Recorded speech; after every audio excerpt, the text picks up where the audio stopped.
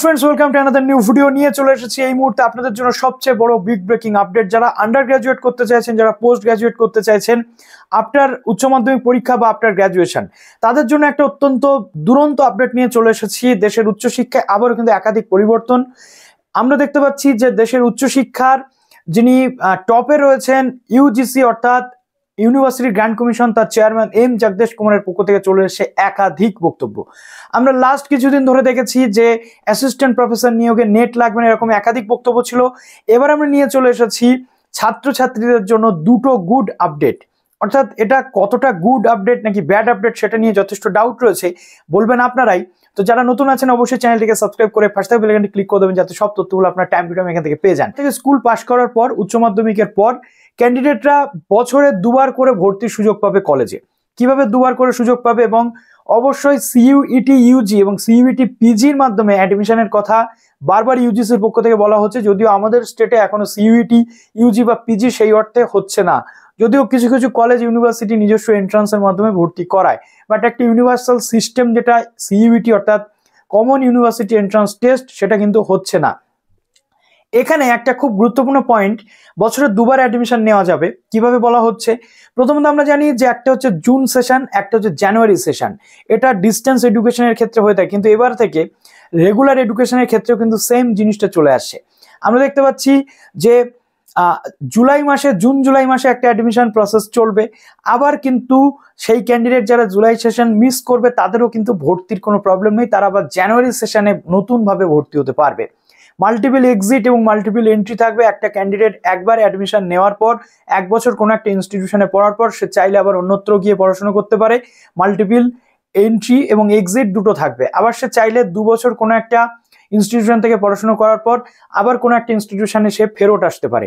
এই পুরোটাই কন্ট্রোল করবে একাডেমিক ব্যাংক অফ ক্রেডিট অর্থাৎ আপার বা এবিসি আইডি প্রত্যেকের থাকবে, যেখানে ক্রেডিট স্কোর সংরক্ষিত থাকবে।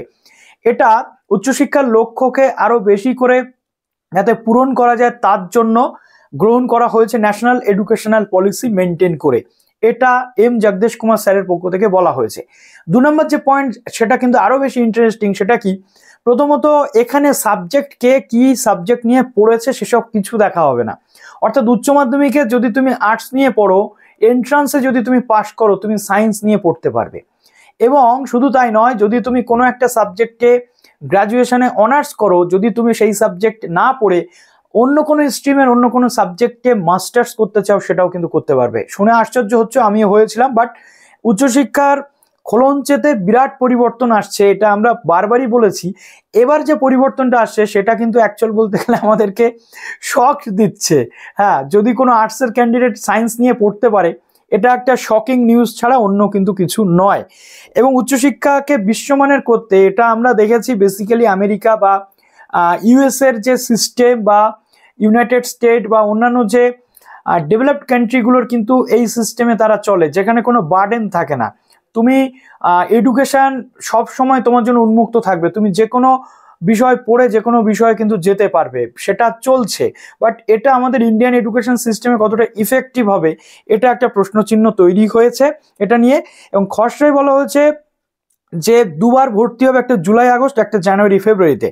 জাতীয় স্তর অথবা বিশ্ববিদ্যালয় স্তরের প্রবেশিকায় সফল হলেই স্নাতকোত্তরের যে কোনো বিষয় নিয়ে কিন্তু পড়া যাবে। এই ক্ষেত্রে দ্বাদশ অথবা স্নাতক স্তরে কি পড়েছেন তা গুরুত্বপূর্ণ হবে না।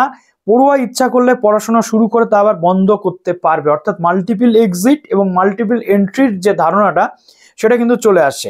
কোনো পড়ুয়া চাইলে স্নাতক স্তরে নির্দিষ্ট সময়ের আগেই কোর্স শেষ করতে পারে। অর্থাৎ 3 বছরের কোর্স সে চাইলে 2.5 বছরেই কমপ্লিট করতে পারে। 4 বছরের অনার্স কোর্স সে চাইলে 3 বছরে কমপ্লিট করতে পারে। এটা সম্পূর্ণ তার একটা ফ্লেক্সিবিলিটি থাকবে।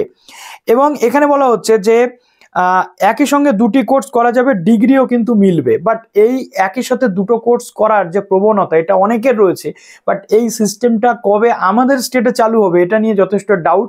এবং এই নিয়ে অনেকে কিন্তু অপেক্ষা করছে যে কবে এটা শুরু হতে পারে।